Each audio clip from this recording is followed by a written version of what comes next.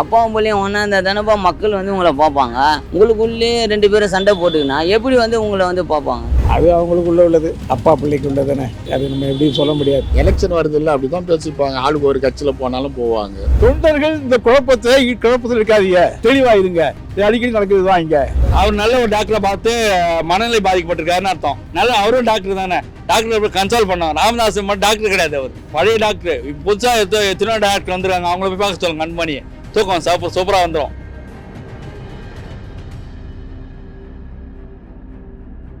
பாட்டாளி மக்கள் கட்சிக்கு தந்தைக்கும் மகன் பிரச்சனை போயிட்டு இருக்காரு மருத்துவர். அது ஒரு டிராமா. அவங்க வந்து சொத்தை காப்பாத்துறாங்க. இப்போ வந்து ராமதாஸ் வந்து அந்த கட்சியை எப்படி காப்பாற்றி சொத்தை வந்து தலைவரத்தில் வந்து கோடி கோடியாக வச்சுக்கிறாரு. 2 ரூபா டாக்டராக இருந்தார் அவர் திண்டிவனத்தில். அவர் முதல்ல வந்து வன்னியர்னு சொல்ல வன்னியர் சொல்லி படிக்கல.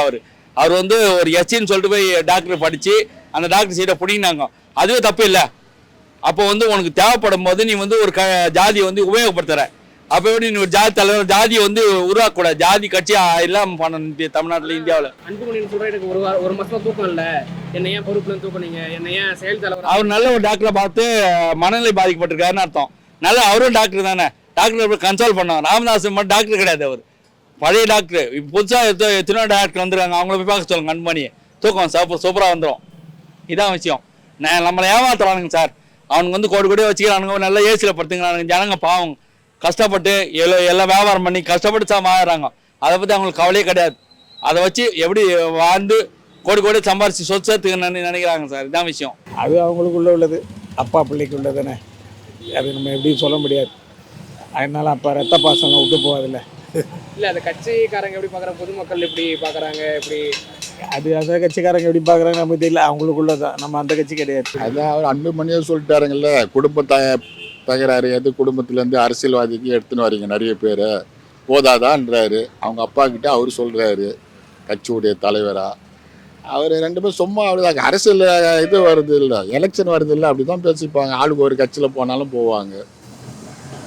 அதனால பாமக பின்னாடி பாமக பின்னாடி இல்லை, ஏதாவது கட்சியில் போவாங்க. 2 கட்சி எதிர்கட்சிக்கு, இந்த பக்கம் ஏடிஎம்கே இருக்குது, இந்த பக்கம் திமுக இருக்குது, இந்த பக்கம் இப்போ புதுசாக கட்சி வருது.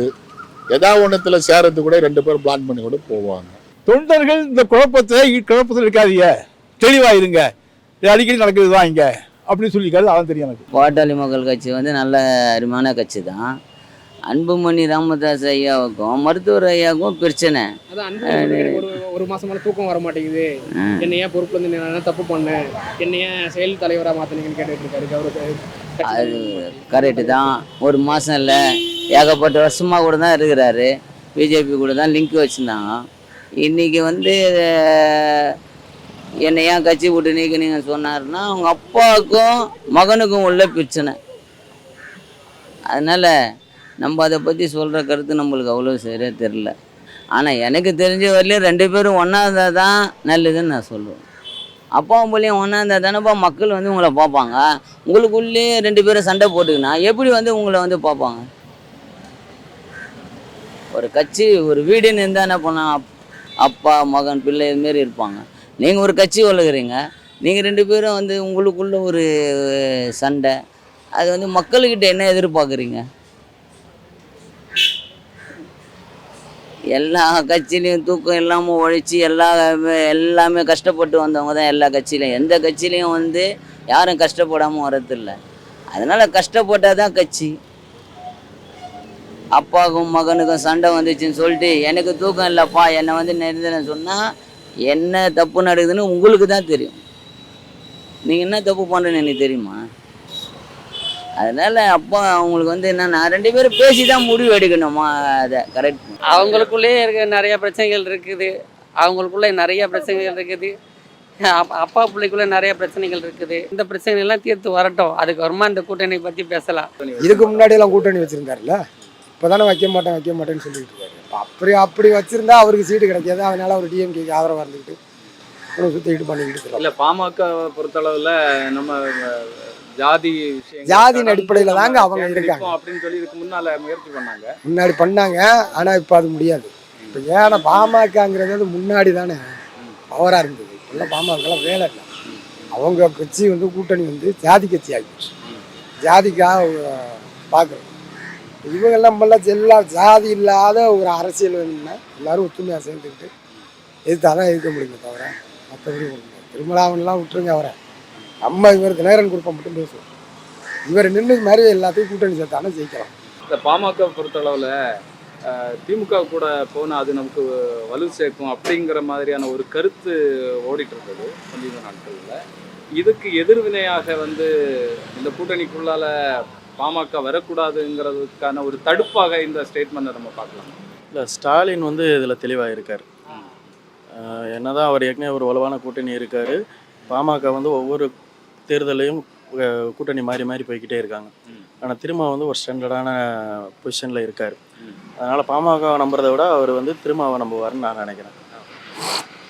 பாமக வரணும்னு நினச்சாலும் அவர் வந்து அதை பெருசாக எடுத்துக்க மாட்டார். ஏன்னா ஆல்ரெடி அவங்க திரும்ப வந்து அவருக்கு நம்பிக்கை கொடுத்துட்டு இருக்கார். அதனால் அதை வந்து கரெக்டாக ஸ்டாலின் கொண்டு போவார்.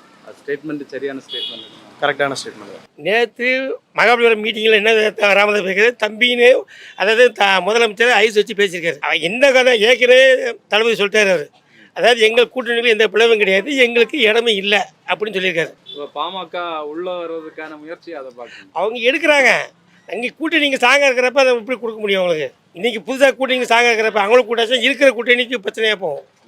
அதனால எங்களுக்கு பிரச்சனை தான், எங்களுக்கு ஸ்ட்ராங்கான கூட்டணி இருக்கிற வரைக்கும் அந்த விளையாட கூட்டணியை நாங்கள் உடைக்க விரும்பலைங்க நாங்கள். ஆமாம், அதுக்கு மேலே அவங்க வரனா அவங்களுக்கு தனியாக இடம் இருக்கு, அவங்களும் ஒதுங்கிட்டவங்க.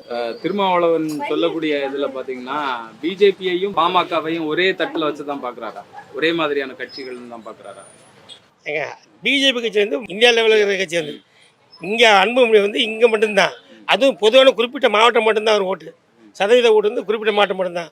அதெல்லாம் எது சொல்வது வந்து எடுபடாது. அவர் பேசுகிறது பேசினாலும் அவங்க கொள்கை கூட அவங்க மாவட்டம் மட்டும்தான் எடுப்படும். தமிழ்நாடு லெவலில் ஃபுல்லாக இருந்தால் அவங்க சொல்கிறது கேட்கலாம். அந்த லெவல் இல்லை. அதனால் அவங்க சொல்கிறது எடுப்படாது. திருமணம் ஒரே ஸ்டெடி கிடையாது. எந்த நேரமும் அவர் ஏடிஎம்கேல போய் அலைன்ஸ் இருந்தால் தான் ஏதோ ஒன்று, இல்லை டிஎம்கேல போய் சேர்ந்துன்னு ஏதோ ஒன்று. அவர் தனிப்பட்ட முறையில் எந்த ஒரு செல்வாக்கையும் அவர் பயன்படுத்த முடியாது. அவர்களுடைய ஓட்டு அவருக்கு விழுவதே டவுட்டு. தொடர்ந்து அவங்க டிஎம்கே கூட்டணியில் வலுவாக இருந்துட்டு இருக்காங்க.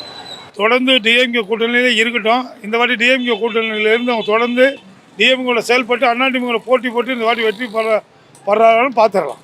அதிமுக தனிப்பட்ட முறையில் நின்னாவே இந்த வாட்டி ஐயா எடப்பாடியார் அமோக வெற்றி பெறுவார். அதனால நாங்களாக தேடி போய் யாரையும் வாங்கன்னு அலைன்ஸுக்கு கூப்பிட மாட்டோம். எங்கள் கூட வரவங்களை யாரும் வர வேண்டாம்னு சொல்ல மாட்டோம். எத்தனை பேர் வந்தாலும் எங்கள் கூட ஐயா வரவேற்க ரெடியாக இருக்கார். நாங்களாக போய் தேடி போய் வாங்க எங்கள் கூட அலைன்ஸ் இருங்க அப்படின்றதெல்லாம் சொல்ல மாட்டோம். தனிப்பட்ட முறையில் ஆட்சி அமைக்கிறது உறுதி ஐயா எடப்பாடியார் தலைமையில்.